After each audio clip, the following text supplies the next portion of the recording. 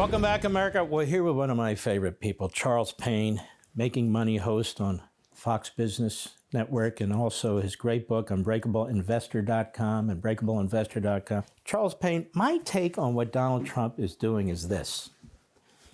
We don't have a global free market. I believe in free markets. I've always believed in free markets. That said, should Donald Trump accomplish what he's trying to accomplish, all these negotiations with almost 80 countries to break down their barriers, to lower their tariffs and so forth, will he not have created the most free market global economy ever? Ever. That's the irony of all of this, because there's a lot of folks who are free marketers, right, or free marketeers, and they reject out of hand what Donald Trump is trying to achieve, and yet it's one thing for you to be a free trader, but if the person you're transacting with is not, if they're cheating you, then the system doesn't work. And you can stand on principles and you can stand on the soapbox and say, this isn't how it's done. We believe in free trade, but there's a fair element to it. There's a smart element to it that's eroded over time to the point where it's crushed our economy. And it is shifting wealth. People who are apologists for the status quo say, well, we're 24% of the world's GDP and only 4% of the population. I say to that, yeah, we used to be 40% of the world's GDP. And we don't let these things start to dwindle to the point of no return. I think, honestly, this is the last chance we've got to right the ship. I agree with that 100%. But they're not coming here, these other countries, to discuss how to raise tariffs. They're coming here to discuss how to lower tariffs, ours and theirs. And so the point is, if they lower their tariffs, and then we lower our tariffs, he calls it reciprocity, you have a much fairer playing field and much more free economic activity taking place. I mean, I think this is so logical. People are missing it. You're not missing it. But he's saying enough with the big tariffs that are being applied against us. Have you noticed, by the way, Charles Payne, the Democrats never talk about the tariffs of the other countries. I mentioned this last week, that they're applying against us. Have you noticed that?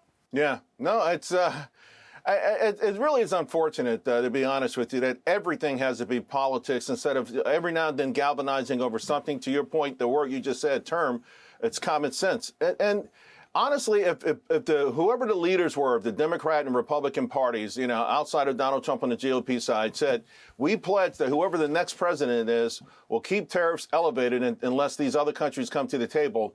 The biggest noise we'd hear in this country right now are saws and cranes and workers marching to new building plants and manufacturing plants.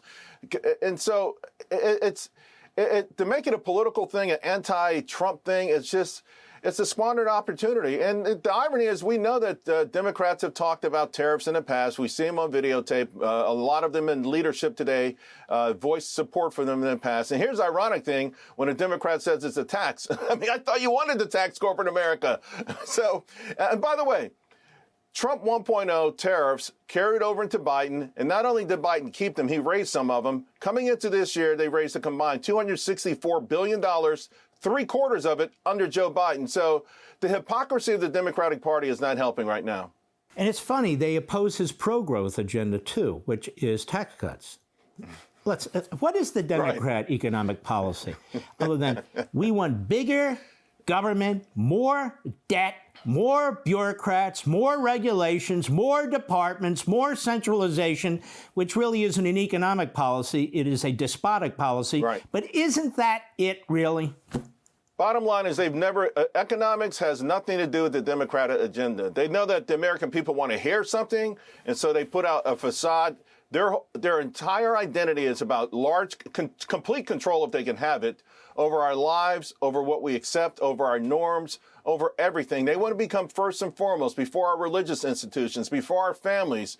They believe that that big government knows best and that they should dominate every facet of our lives. They don't have a real, true economic agenda at all, other than that they control the purse strings completely. They always talk about tax cuts for billionaires. When we come back, I want to pursue this. I've invited some of their biggest mouths on my program to debate them individually or collectively.